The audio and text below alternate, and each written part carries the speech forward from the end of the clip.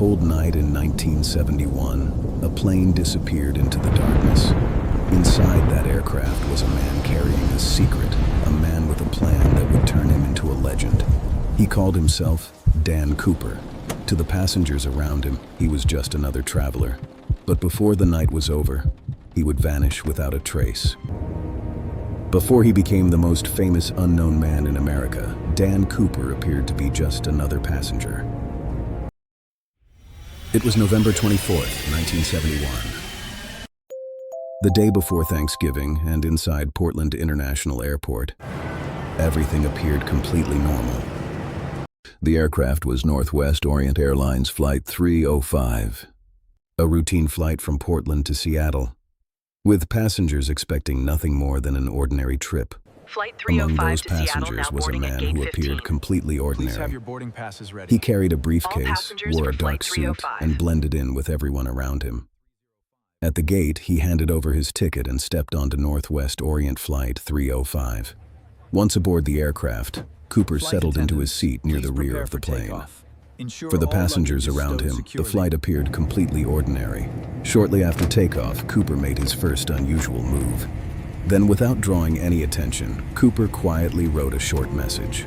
No one around him suspected that a single note was about to change everything. Moments later, he handed the folded note to flight attendant Florence Schaffner. Believing it was another passenger's phone number, she casually slipped it into her purse. Seeing that she hadn't read it, Cooper leaned forward. In a calm voice, Miss? he said, You'd better look at that note. The calm certainty in his voice made her pause. She realized he wasn't joking. She unfolded the paper. In an instant, what had seemed like an ordinary flight became one of the most famous hijackings in aviation history.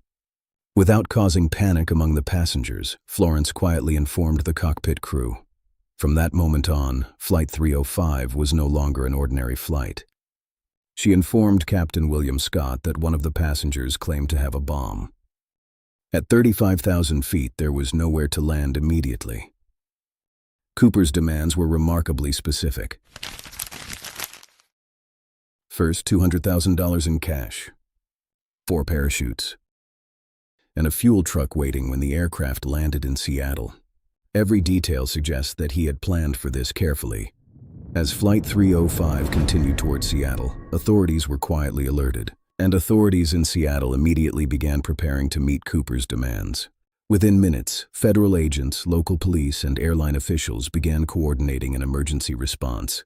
The airline agreed to Cooper's demands and immediately began gathering $200,000 in cash. Before handing over the money, investigators carefully recorded the serial number of every single bill. Meanwhile, Seattle-Tacoma Airport prepared for the aircraft's arrival. As the aircraft drew closer to Seattle, everything Cooper had demanded was waiting. While authorities prepared below, Flight 305 continued circling above Seattle. Most passengers had no idea their flight had been hijacked. To them, it was just another short trip to Seattle. On the ground, every one of Cooper's demands was being assembled. After nearly 2 hours in the air, Flight 305 finally began its approach into Seattle. At 5:39 p.m., Flight 305 touched down in Seattle. The first stage of Cooper's plan had worked perfectly. Following Cooper's instructions, the aircraft taxied to a remote area of the airport, far from the terminal. On the ground, authorities began communicating with the hijacker.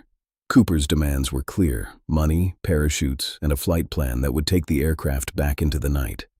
To protect the passengers and crew, authorities agreed to Cooper's demands.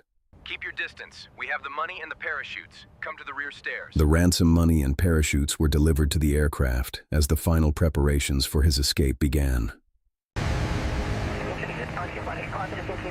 You might think this is the end, but Cooper's final move was only beginning.